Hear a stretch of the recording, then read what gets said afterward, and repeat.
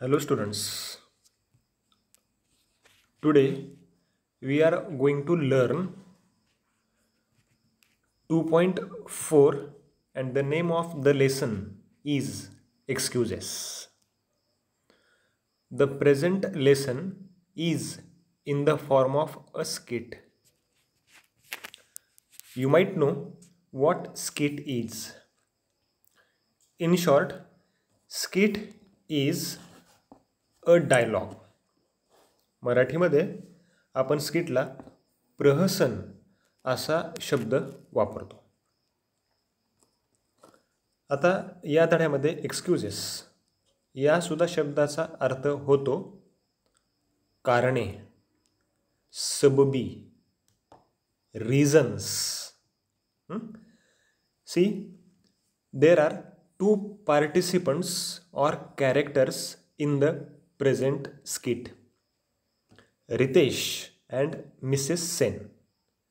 Ritesh is a school student whereas Mrs. Sen is his class teacher. Okay, and the scene is depicted in a classroom. या स्किटमध्ये या नाट्याभिनयामध्ये दोन पात्र आहेत, रितेश आणि Mrs Sen. Riteish हा एक शालेय विद्यार्थी आहे तर मिसेस सेन या त्याच्या वर्ग शिक्षिका आहेत. आता थोडक्यात काय होतं, रितेश शाळेमध्ये उशिरा येतो आणि तर तो पहिल्यांदाच नाही, हे त्याचं वारंवार असतं. आणि म्हणून एके दिवशी मॅडम रितेशला उपहासानं बोलतात. काय बोलतात? Let's read and learn. I will read the entire dialogues of each character. Ritesh, may I come in madam? Mrs. Sen, now don't you think you are early? Ritesh, pardon ma'am. I mean, Mrs. Sen, I mean for the second period. You are too early for the second period. Ritesh, I'm so sorry ma'am. I'm really sorry. I started well in time from home. You won't believe what happened. Mrs. Sen, let's see. Let's hear the story first. What happened? Nothing short of an earthquake, I am sure. Ritesh, no ma'am. Really ma'am. Honestly ma'am. Mrs. Sen, go ahead. Go ahead. ठीक आहे. तर बघा, आता सुरुवातीचा जो काही dialogue आहे तर तो आहे रितेशचा. रितेश वर्गामध्ये येण्याची परवानगी मागतोय. तो असं म्हणतो, बाई किंवा मॅडम, मी आत येऊ शकतो का?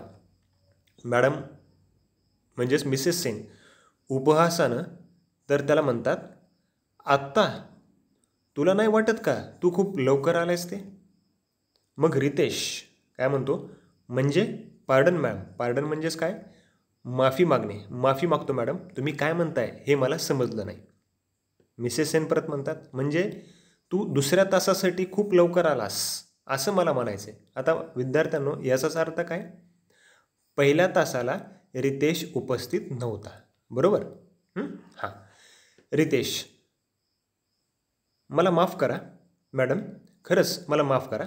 मी घरातून वेळेवरच निघालो होतो, पण नंतर काय झालं यावर तुमचा विश्वास नाही बसणार. मॅडम म्हणतात, असं? ठीक आहे, तर सांग बरं तुझं म्हणणं. भूकंपापेक्षा तर नक्कीच काहीतरी जास्त झालेलं असणार नाही, मला खात्री आहे. भूकंप तर झाला नाही हे तर आम्हाला नक्की माहिती आहे, बरोबर? रितेश, नाही मॅडम, खरंच मी प्रामाणिकपणे बोलतो आहे. मिसेस सेन परत म्हणतात, ठीक आहे, सांग सांग, मी ऐकण्यासाठी खूप उत्सुक आहे. ठीक आहे. आता बघा रितेश काय सांगतो, the excuses starts from here. कारणं आता इथून सुरू होतात. Ritesh, I was walking to school as usual. I was halfway down the narrow lane that leads to the market. Suddenly, I heard a scream from the main road. Mrs. Sen, and of course, you had to investigate. Ritesh, yes ma'am. I had to find out if someone needed help. And sure enough, there was this person laying near the pavement. He was groaning with pain. Mrs. Sen, So, you took him to Dr. Jadhav. Ritesh, no ma'am, I didn't get the chance. Just as I reached that man, another man came running out of the shop there with a packet out of the shop there with a packet in his hand, and the shopkeeper also ran out shouting, Chor, chor, catch him. Mrs. Sen, amazing. Quite a handful for you to deal with, and all at once. What did you do then? Ritesh, yes ma'am. But the most amazing thing happened then. That man near the pavement, he too got up and began to run with the thief. Without losing a moment, I ran after them. बघा, आता रितेशच्या कारणं इथून सुरू होतात. रितेश म्हणतोय, madam, मी नेहमीप्रमाणे बाजारातून शाळेकडे येत होतो आणि अर्ध्या रस्त्यात आल्यानंतर मला अचानक मुख्य रस्त्यावरून एक आरोळी ऐकू आली. मॅडम म्हणतात, आणि निश्चितच तुझ्या मनामध्ये उत्सुकता निर्माण झाली असेल, काय होतंय ते. रितेश, हो मॅडम, मला असं वाटलं कोणाला माझ्या मदतीची गरज आहे. आणि तिथे गेल्यानंतर खरोखरच एक माणूस फुटपाथवर पडला होता आणि तर तो वेदनेने विवळत होता. मॅडम म्हणतात, मग नक्कीच तू त्याला डॉक्टर जाधवकडे घेऊन गेला असशील. रितेश, नाही मॅडम, मला ती संधीच नाही मिळाली. मी त्या माणसापाशी जेव्हा पोहोचलो तेवढ्यात दुकानातून एक माणूस हातात एक पॅकेट घेऊन धावत आला आणि त्याच्या मागे दुकानदारही आला धावत होता आणि दुकानदार ओरडत होता, चोर चोर, पकडा त्याला. मॅडम काय म्हणतात, कमालच झाली. आणि एवढ्या सगळ्या गोष्टी तर तू कसं काय केलास? मग तू काय केलंस? आता बघा, इथपर्यंत एक्सक्युजेस रितेश हा सांगतो. ठीक आहे. आता परत रितेश परत म्हणतो, नाही मॅडम, आश्चर्यकारक गोष्ट तर नंतर झाली. जो माणूस वेदनेनं विवळत होता तर तो उठला आणि तो सुद्धा चोरासोबत पळत सुटला. आणि मग एक क्षणही वाया न घालवता मीही उत्सुकतेपोटी तर त्यांच्या पाठीमागे धावलो. सी, नंतरचं बघत, Mrs Sen, and then you caught them and took them to the police station.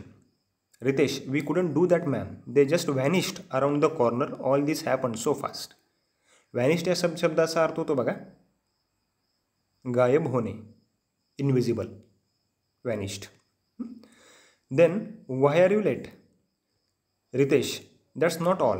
I realized that I had left my bag at the shop in the mad rush, so I ran back to get it. Mrs. Sen, and it wasn't there? Ritesh, no ma'am, it was there all right, but there was a huge hairy brown dog sitting on it. I didn't know what to do. आता पहा, madam Mrs Sen म्हणजे madam काय म्हणतात, आणि मग तू त्या चोरांना किंवा त्या माणसांना पकडला असशील आणि पोलीस स्टेशनमध्ये स्वाधीन केला असशील. रितेश म्हणतो, नाही मॅडम, मी ती गोष्ट करू शकलो नाही. आणि जेव्हा मी कोपऱ्यावर पोहोचलो तर तेव्हा अचानक ते दोघे गायब झाले, नाहीसे झाले. आणि हे खूप लवकर घडलं हो. मॅडम परत म्हणतात, मग तुला यायला का उशीर झाला? रितेश परत म्हणतो, नाही मॅडम, इथंच हे संपूर्ण संपलेलं नव्हतं, त्याच्या पण पुढं काही गोष्टी झाल्या होत्या. आणि या गडबडीमध्ये मी माझं शाळेचं दप्तर त्या दुकानामध्ये विसरलो होतो. हे माझ्या नंतर लक्षात आलं, म्हणून मी माझं दप्तर घेण्यासाठी परत दुकानात गेलो. परत श्रीमती सेन असा अंदाज लावतात, आणि मग तुझी बॅग तिथं नसेल. रितेश, नाही मॅडम, माझी बॅग तिथंच होती, परंतु माझ्या बॅगवर एक मोठा केसाळ तपकिरी रंगाचा कुत्रा बसला होता आणि आता मला काय करावं हेच सुचेनासं झालं. ठीक आहे. See next, Mrs Sen, interesting, a dog on a bag in a shop. Ritesh, yes ma'am, even the shopkeeper was surprised. He didn't know where the dog had come from, how that dog growled. We tried all kinds of things to make it move, whistling and clapping and showing him the stick, but he wouldn't budge, and I couldn't leave without my school bag. Mrs. Sen, but I see that you got your bag finally. Ritesh, yes ma'am. Finally the shopkeeper gave me some biscuits. I offered the biscuits to the dog and lured him away from the bag. Mrs. Sen, okay. So let's say that accounts for 15 minutes. आता परत बघा काय होतं. आता madam खूप आश्चर्यचकित होतात. Madam परत म्हणतात फारच छान, दुकानात दप्तर आणि दप्तरावर कुत्रा. आता मॅडमला काही विश्वास बसला नाही. रितेश म्हणतो, हो मॅडम, त्या दुकानदारालाही आश्चर्य वाटलं, हे असं कसं काय झालं आणि कुत्रा कुठून आला. आणि नंतर तर तो कुत्रा गुरगुरायला लागला. आम्ही एनकेन प्रकारे तर त्याला दप्तरावरून हटवण्याचा प्रयत्न केला. आम्ही शिट्ट्या वाजवल्या, टाळ्या वाजवल्या, काठी उगारली, परंतु तो कुत्रा काही हलण्याचं नाव घेत नव्हता. शेवटी आणि मला तिथून दप्तराशिवाय तर निघताही येत नव्हतं. मग मॅडम परत म्हणतात, शेवटी तुझं दप्तर तर तुला मिळालं ना, आणि ते दप्तर मला तुझ्या पाठीवर दिसतंय. रितेश, हो मॅडम, शेवटी काय झालं, त्या दुकानदारानं मला बिस्किटचा पुडा दिला, काही बिस्किट्स दिले, आणि नंतर मी ते बिस्किट्स तर त्या कुत्र्याला दिले, आणि तेव्हा कुठं तो कुत्रा बॅगवरून ज्यानं तर ते उठला. बरं, मॅडम म्हणतात, म्हणजे या सगळ्या घटनेला 15 मिनटं झाली असतील, परंतु तुला तर खूप उशीर झाला आहे. ठीक आहे, इथपर्यंत बघू. आता last page. Ritesh, but there is more ma'am. The poor dog began to follow me to school. It looked so poor and lonely and small. Mrs Sen, small? Did you say small? Ritesh, I mean young ma'am. It was big in size, but it was only a puppy, really. And it looked lost. Maybe it was looking for its mother or owner, and I thought it was asking for my help. So I began a enquire with the other shopkeepers and passers-by, but nobody could tell and couldn't leave it behind. Mrs. Sen, and then you found the owner. Who was it? That's the funny part, ma'am. The puppy itself found the owner. It saw someone across the road and just bounded towards the person. I was so relieved. Then I turned and ran straight to school. Mrs. Sen, good boy. Now that your good deeds are done, there is something else you can do. There is a story writing competition coming up. Would you like to send an entry? Who, ma'am? Me? Ma'am, no, I wouldn't know what to write. I am good at making up stories. Okay. शेवटचा part खूप मजेशीर आहे, बरोबर. आता रितेश परत काय म्हणतो बघा. आणि जेव्हा तर त्यानं त्या दुकानदाराने त्याला बिस्किट दिली, आणि जेव्हा रितेशने कुत्र्याला बिस्किट दिली, तर तेव्हा तर तो दप्तरापासून दूर गेला. ठीक आहे. आता परत रितेश परत असं म्हणतो, आणि तो बिचारा जो काही कुत्रा होता तर तो शाळेपर्यंत माझ्या पाठीमागे आला, आणि तो खूप लहान होता आणि केविलवाना दिसत होता आणि एकटा होता. मॅडम म्हणतात, लहान?